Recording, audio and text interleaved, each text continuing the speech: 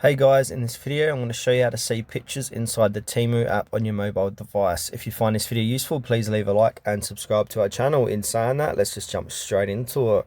Alright guys, open up the Temu app as you normally would. And now from here, skip past all the pop-ups that come up.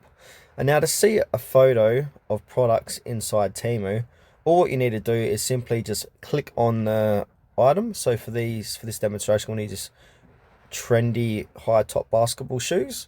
Now to see photos or more photos of this product, if I scroll down you can see more information about it, reviews, etc. Simply click on the image itself and now you can swipe left or right to view more photos of the product, and you can with your two fingers zoom in and zoom out on the product too.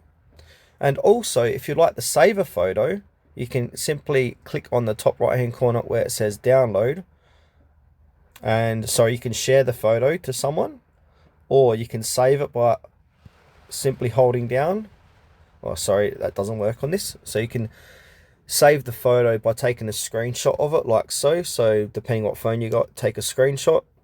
See, that's taking a screenshot of this image. And yeah, that's it for this video guys, how to view photos inside Temu.